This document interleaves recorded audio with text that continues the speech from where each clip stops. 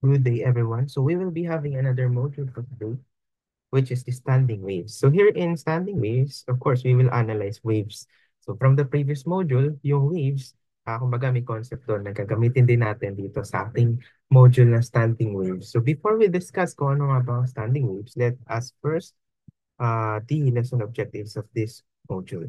First, calculate the frequency vibrating strings. So we will analyze the strings and then isosolve natin yung frequency niya. So may formula ng frequency. So let's see later kung anong frequency formula ang gagamitin natin. So mag-introduce ulit tayo na ibang formula later. So hindi lang yung formula from the previous module ang ating gagamitin. So also, calculate the frequency of vibrating air in an open pipe. And then syempre kung may open pipe, meron ding closed pipe. So magko-compute tayo ng frequency dito sa string, sa open and closed pipe. So yun yung mga i-analyze natin in this module. A standing wave is a wave that remains stationary with specific points called nodes that don't move and other points called antinodes where the wave oscillates with maximum amplitude. It forms when two waves of the same frequency, amplitude, and wavelength travel in opposite directions and interfere with each other. So assuming na meron kang nakatali sa isang fixed point, point A, hinawakan mo yung string o yung tali. Tapos, nag-produce ka ng wave papunta doon sa point A. Pag na-reach niya yung point A na yun, tapos tuloy-tuloy ka pa rin na nagpo-produce ng wave, nagkakaroon ng reflected wave or yung pabalik na wave wherein nagkukos ng certain points sa ating line o sa ating string kung saan hindi gumagalaw. Yun yung tinatawag na cold nodes. Yun yung tinatawag na nodes. So dito, sa baba na illustration, nodes are those points na hindi gumagalaw. Ito yung 1, 2, 5, 7, and 9. So, yun yung mga hindi gumagalaw na point along in our medium. So, yung mga anti-nodes naman or anti-nodes, yung mga gumagalaw. So, yun yung mga point 2, point 5, point 4, point 6, and point 8. Okay. So, sa illustration din natin, binanggit kung ano yung wavelength. So, wavelength is yung isang buong talon. Okay. So, from 1 to 5, yun yung isang buong wave natin. So, yun ay one wavelength. In short, pag nagkakaroon tayo ng points na hindi gumagalaw sa ating medium, and nagkakaroon din tayo ng points na gumagalaw along our medium, doon napoproduce yung standing waves. Given na yung incident wave and reflected wave is the same frequency, amplitude, and wavelength na nagta-travel in opposite direction and then nagsasalubong sila. So next, gaya na sabi natin kanina, ang i-analyze natin dito, isa sa kanila ay strings. And then, isa-solve natin ang kanilang frequency. So first, we have here in letter A, as you can see, yung N is yung nodes. And then yung A is the amplitude. So eto, andito yung ating sa gitna. Ito yung ating maximum displacement. And we have here nodes kung saan hindi gumagalaw ang ating particles sa string. So ang katapat niya is, pag sinabi natin fundamental frequency, ito rin ay yung first harmonic. Okay, so formula of wavelength. Pag ganito ang case natin sa A, wavelength is equal to twice ng ating length or twice ng length ng ating medium. Pagdating naman sa frequency, V over 2L lang. Okay. So, syempre, meron tayong another case. The first overtone or the second harmonic. We have the first, we have the third, second, and then third and fourth. Okay. Formula natin kanina sa first harmonic is V over 2L. So, nung naging dalawa na yung ating A, you can see, naging V over L na lang ang ating frequency. So, parang pwede nating sabihin na parang kada isang ganito is isang ganitong value. So, naging tatlo yung nodes wherein naging dalawa itong A natin, yung amplitude. So, times 2 lang natin itong F1 is equal to V over 2L, kaya nagkaroon ka ng V over L. So, sa pangatlo naman or sa third harmonic, yung frequency sa first harmonic, times 3 mo lang dahil tatlo na yung amplitude A natin. Kaya naging 3V over 2L.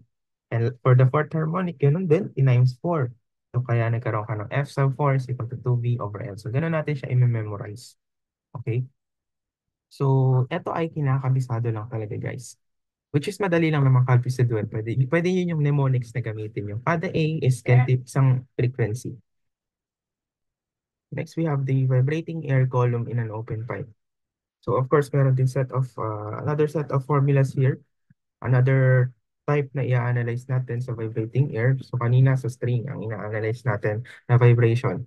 So dito naman vibration of air or vibrating air sa loob ng isang open pipe. Pag sinabi nating open pipe, so open both ends ng ating pipe. So first we have the fundamental frequency or the first harmonic, which is the same with the first concept na pinresent natin sa string. So ganun ulit yung formula ng frequency natin and then ng ating wavelength. So we have here F is equal to V over 2L. And then meron tayong second harmonic, third, and fourth harmonic. So ito yung kanilang mga illustration. So aside from string, so ina-analyze din natin yung vibration, particularly ng air sa isang open pipe. So pag sinabi natin open pipe, open both ends ng isang pipe. Okay. So dito may formulas din tayong ginagamit in order for us to solve for the wavelength and the frequency. No, but it depends kung ano siyang, depende sa scenario or sa condition. So first we have the first harmonic or the fundamental frequency, which is yung frequency natin is masosolve using F is equal to V over 2L. And then the wavelength is equal to twice ng length ng ating open pipe. So kung familiar kayo doon sa previous slide natin, ano, kung natatandaan nyo, yung formulas natin dito is the same lang din doon sa formulas na in-introduce natin sa vibration or vibrating and vibration in strings. So po pwedeng parehas nyo na lang siya matandaan. Tatandaan nyo lang din basta yung illustration niya. No? So here in first harmonic, ganito yung kanyang illustration. So, meron kang isang nodes. So, nagkaroon ka na ng dalawang node. Ayan, sa isa. Naging V over L. So, nawala yung 2 sa baba kasi parang times 2 ito. Tapos, nagkaroon ka ng tatlong nodes, kaya naging times 3 yung inyong first harmonic. And lastly, nagkaroon ka ng 4 na nodes para sa fourth harmonic, kaya nagkaroon ka ng 2V over L. So, pwedeng ganong mnemonics ang tatandaan nyo. Pwede nyo isipin na kada node ay ito ang formula. Kapag habang nadadagdagan, tina-times natin kung ilang nodes yung meron tayo sa ating pipe. So another, we have the vibrating air column in a closed pipe. So closed pipe, yung isang end niya is closed. Okay? So yung formulas natin is iba na dito compare sa dalawang pinakita natin kaninang sets. Ano? So dito, sinusolve din natin yung wavelength and then yung frequency. Depende sa scenario. So first harmonic or the fundamental frequency, ang ginagamit natin na formula in wavelength is 4 times L or 4 times ng length ng ating closed pipe. And then yung ating frequency is V over 4L. So yung second natin or yung first overtone or second harmonic, we have frequency is equal to 3V over 4L. And then ang ating wavelength is 4/3 ng ating length ng closed pipe. So yung V natin, baka nalilito kayo, yung V is the velocity.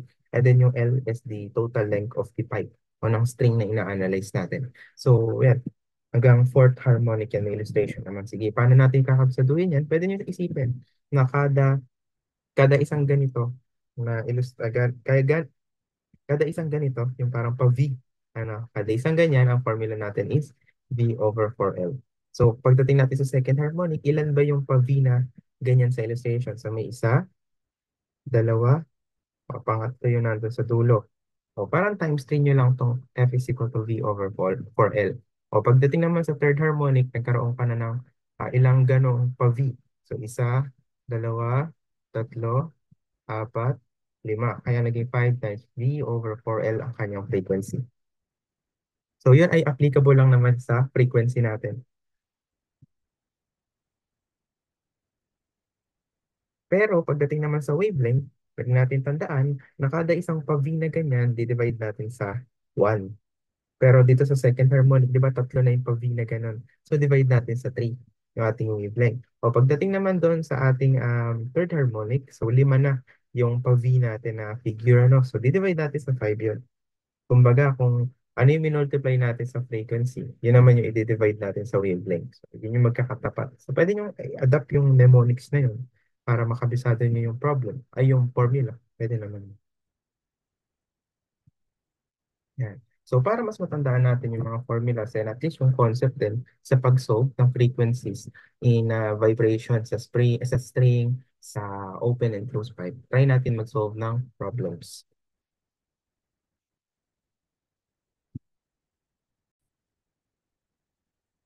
Okay, so we have here first example, example number 1 in module 15. Binigyan tayo dito ng string, 60 centimeters. And for its mass is equal to 0.3 grams. So i-convert lang natin to into kilogram. So yan ay magiging 0.3 times 10 raised to negative 3 kilogram. So pinapahanap sa atin yung frequency o yung fundamental frequency o yung F sub 1. And ang formula natin doon is V over 2L. So nagbigay din dito ng tension na 6.5 dynes, 6.5 times 10 raised to 5 dynes. So sa kada isang dyne kasi, pwede niyong tandaan to.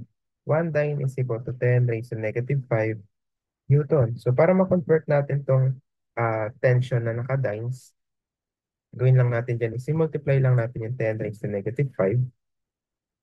Yan ay magiging 6.5 Newton. So, meron tayong F1 is equal to V over 2L. Kaya lang wala tayong velocity, ano? So, binigyan lang tayo ng tension. So, balik tayo sa previous modules natin. Meron tayong formula na ganito, hindi ba? Tension over mu. So, merong na-introduce sa ating formula dyan. Yan ay yung nasa transverse wave. Okay, velocity sa transverse wave. So, pwede natin yung gamitin sa isang string. Ang movement ng ating wave or ang motion ng wave natin is pa-horizontal wherein yung particle sa ating string pag nag-vibrate siya is taas baba. Okay, so since string yun nandito sa problem natin, pwede natin i-adapt itong formula ng velocity.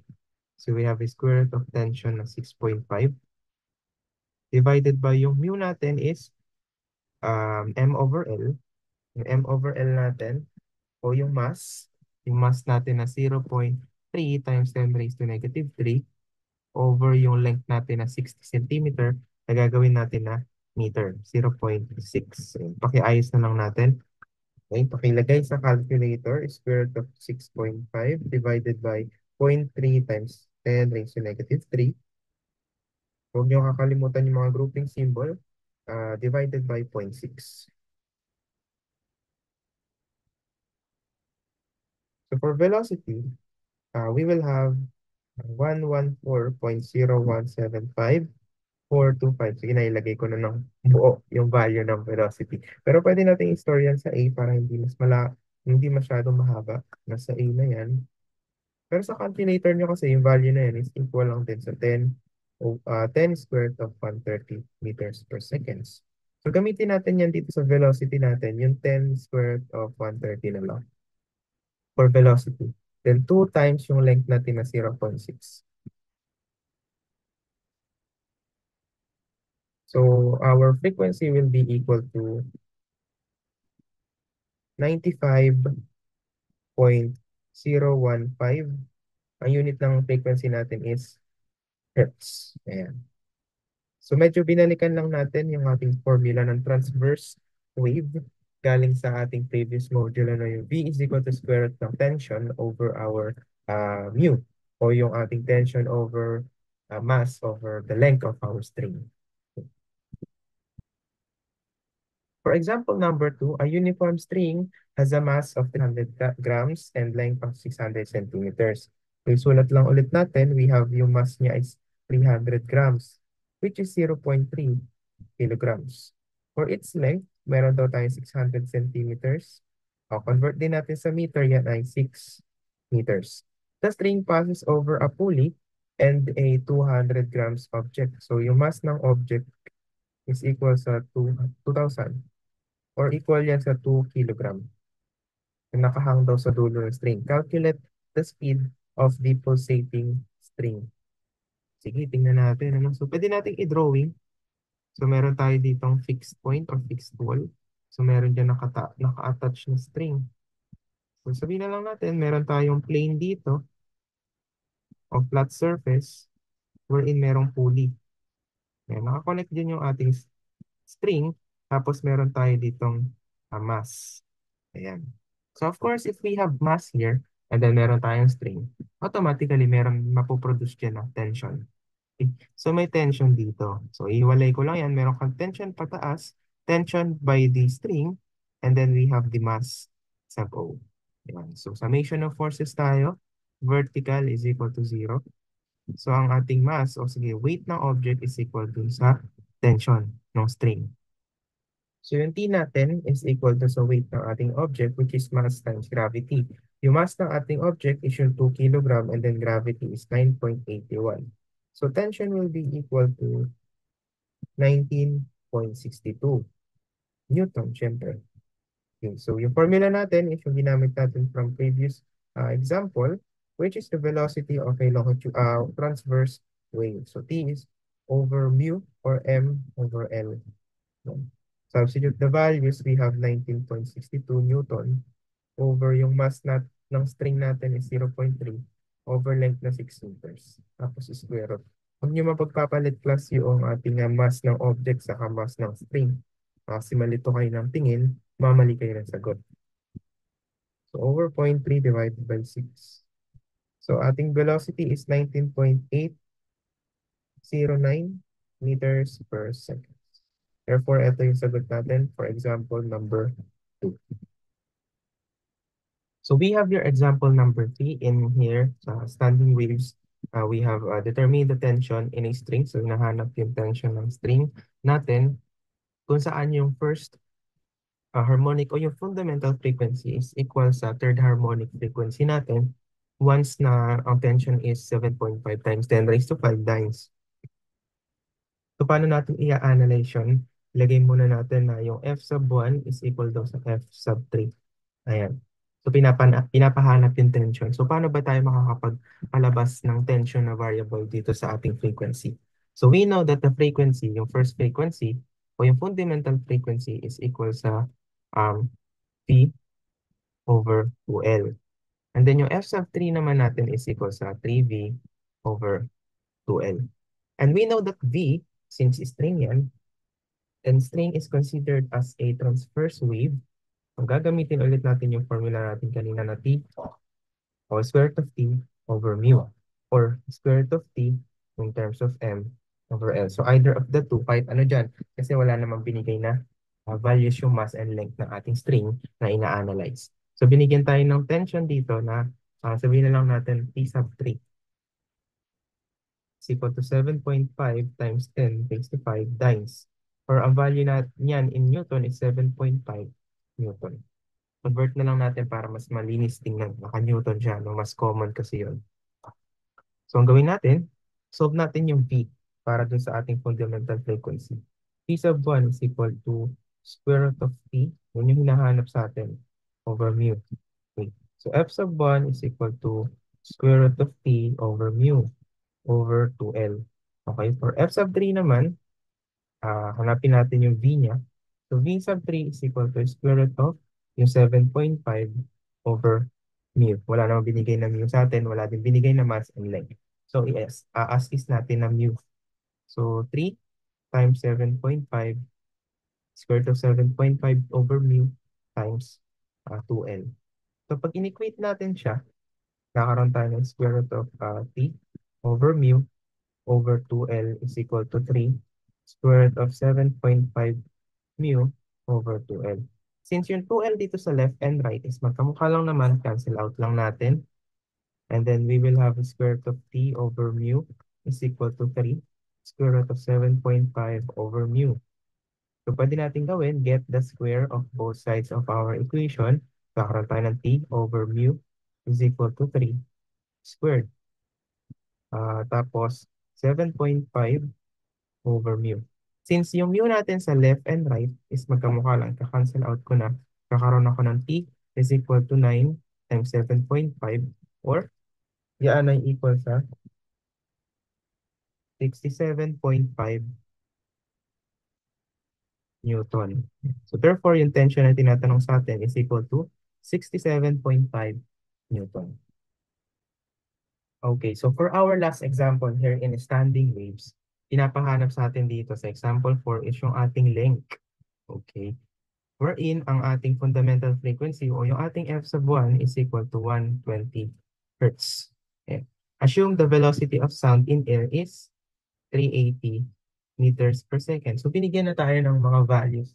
So, pinapahanap is length. So, mabilis lang naman.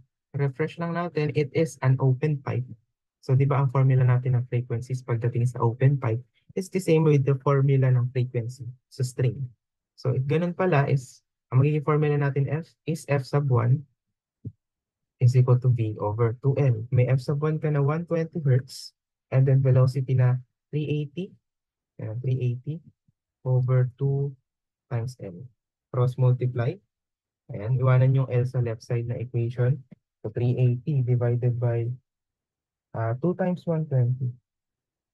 Therefore, ang ating length will be equal to 1.583 meters. So ganun lang kasimple i-solve yung ating problems when it comes to standing waves. So more on frequencies lang tayo and wavelength, tapos direct substitution. So mahalaga na kabisado natin yung formulas natin. So medyo marami lang. So I suggest try to create mnemonics para hindi nyo makalimutan yung inyong formulas. So that would be all for our module here in standing waves. So if you have questions and concern, pwede naman kayo magtanong sa GC para masagot agad. Tapos para maintindihan nyo rin yung tinatanong nyo. So thank you for watching our module for today. Goodbye.